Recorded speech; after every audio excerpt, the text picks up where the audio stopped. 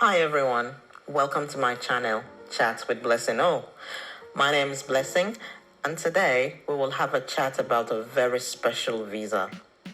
It is common knowledge that Australia has an age limit for migrants, and the age cap is at 45 years old. This simply means that only people 45 years and below can migrate through the various pathways Australia offers. In view of this, I will be talking about the Global Talent Visa Subclass 858 in this video. This visa is basically a permanent resident visa for people with internationally recognized records of exceptional and outstanding achievements in an eligible field. This visa is one of the few pathways through which people aged 45 years and above have successfully migrated to Australia. With this visa, you can stay permanently, work, and study. You can also enroll in a public healthcare scheme, that's Medicare, travel to and from Australia for 5 years, and apply for Australian citizenship if eligible. To apply for this visa, you must, 1, either be onshore, that is in Australia, or offshore, which is outside Australia. 2, have an internationally recognized record of exceptional achievement in one of the following areas. That is a profession, a sport, the arts, and academia or research, and have a nominator with a national reputation in your area of talent, who is one of the following: an Australian citizen, an Australian permanent resident, an eligible New Zealand citizen, and an Australian organization. So, unlike other Australian skilled visas, for example, the subclass 491, the subclass 189, 190, and 191, they all have age restrictions, which is 45 years and below. The Global Talent Pathway subclass 858, just like I had said earlier, has no age restriction. And this Global Talent Visa is subclassified into two pathways, one of which is the Global Talent and the other the Distinguished Talent. In today's video, I will talk about the Global Talent Pathway. I will be talking about this visa based on our experience, that is my family and I, as we are recipients of this prestigious visa. If this is your first time on Chat with Blessing O, thanks for clicking and watching my video. And if you watched any of my videos before, thanks for continuing to watch my video. Please also like, share, and subscribe to my channel. Thanks as you do. Moving on. So the Global Talent Visa, or GTV, was launched in November 2019 and costs about 4,710 Australian dollars for the primary applicant.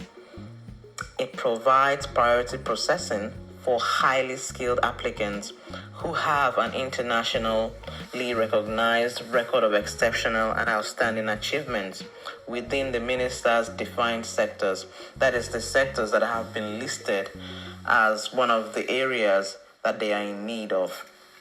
Secondly, the applicant has to currently earn or is likely to earn at the Fair Work high income threshold, which is currently at 167,500 Australian dollars.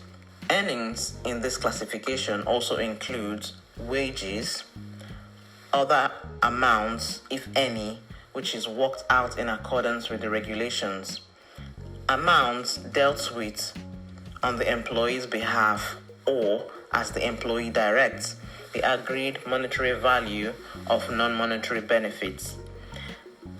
So just to clarify, non-monetary benefits are simply benefits other than an entitlement to a payment of money. For instance, to which the employee is entitled in return for working. Secondly, for which a reasonable money value has been agreed upon by the employee and the employer. Please note that these earnings do not include, number 1, payments, for instance, the amount of which cannot be determined in advance, such as commissions, right? Because you cannot really determine what your commission will be. Also, incentive-based payments and bonuses cannot be regarded as earnings, right? Overtime cannot also be regarded as earnings because except they are guaranteed over time. Reimbursements as well cannot be classified as earnings. Thirdly, please also note that compulsory contributions to a superannuation fund cannot be regarded as earnings. So in a nutshell, this program offers a migration pathway for individuals with exceptional achievements, particularly high-earning individuals in future-focused sectors. The aim is basically to create opportunities for Australians by transferring skills, promoting innovation, and creating jobs.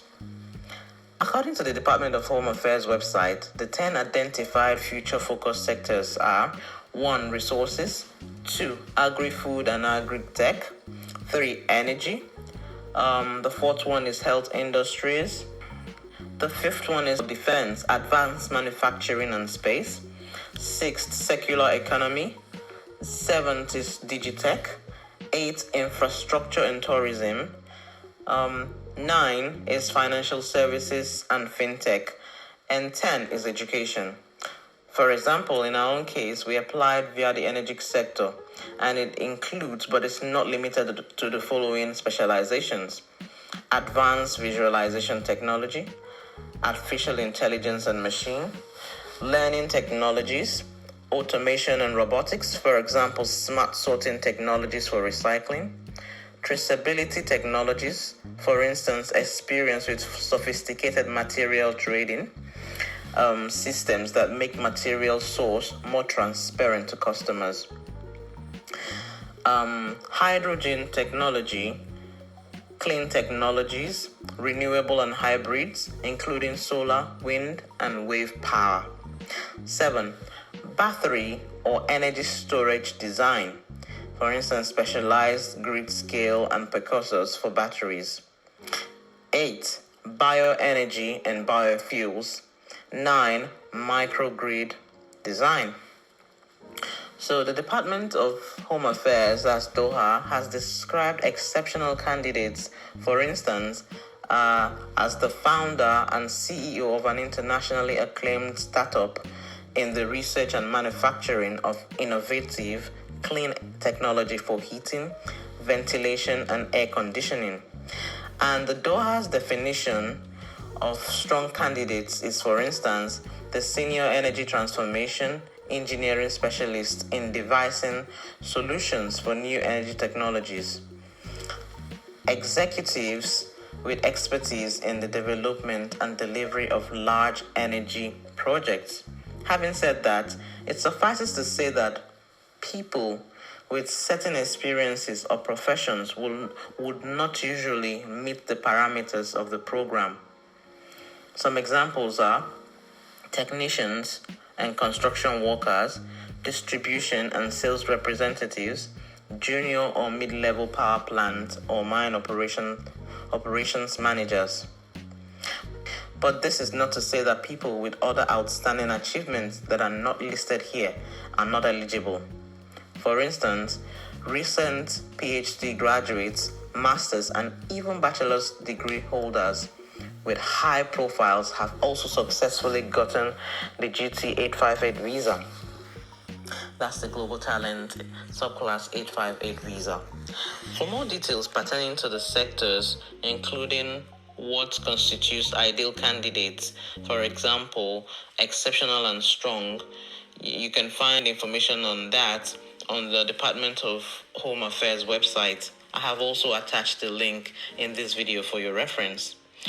Moving on, please note that the Global Talent Pathway is a two-step process.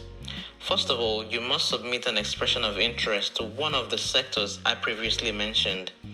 And then after successfully passing the expression of interest stage and getting the unique identifier code, which the Department of Home Affairs would usually email to you, only then can you apply for the Global Talent Visa.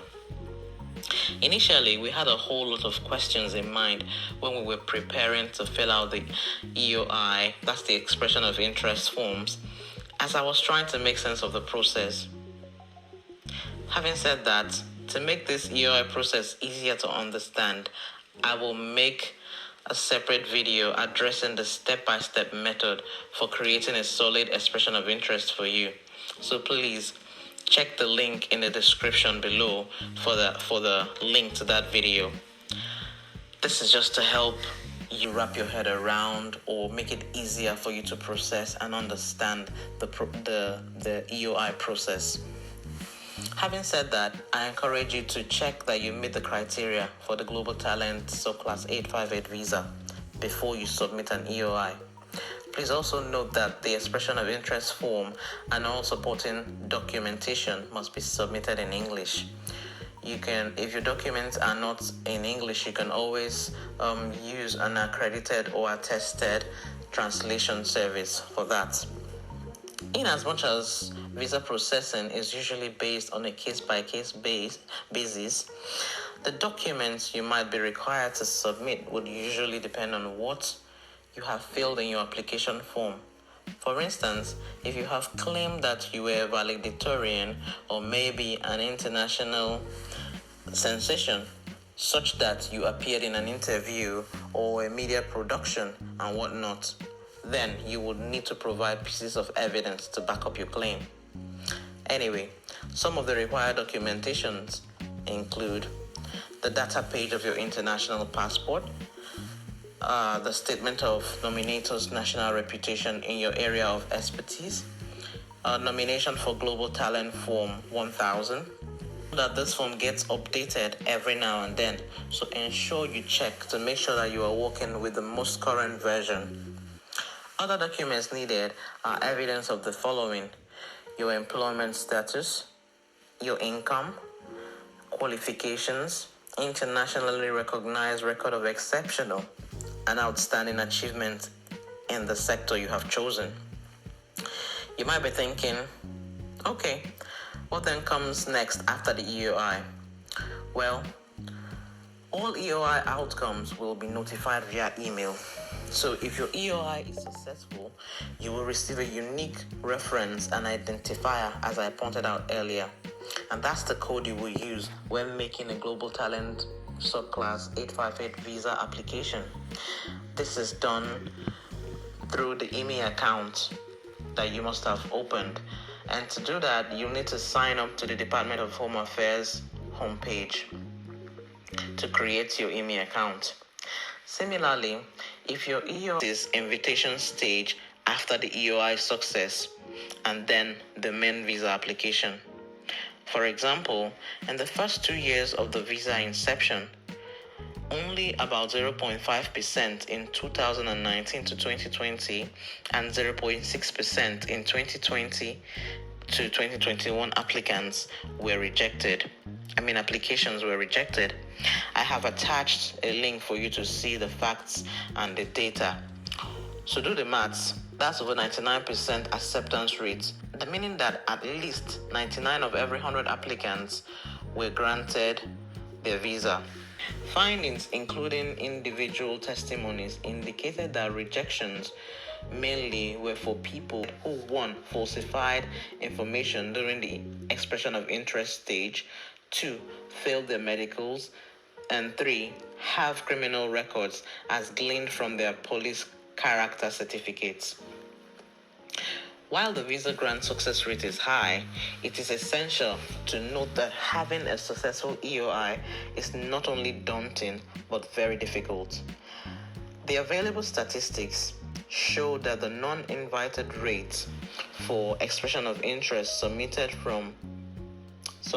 increased from 41.6% in 2019 to 2020 to about 57.2% in 2020 to 2021, and has continued to increase, making the EOI stage very crucial. This is mainly because of the competitive nature of the Global Talent Independent Visa Pathway. Currently, it only has about 5,000 places available for 2024. and for the 10 future-minded sectors too. So in our next video, I will discuss how to create an eye-catching and convincing expression of interest that is based on our own experiences and those of our friends and colleagues who have succeeded. If you have enjoyed watching this video, we would love to hear from you. Please don't forget to like, share, and subscribe to my channel to be notified of any new postings. Thank you.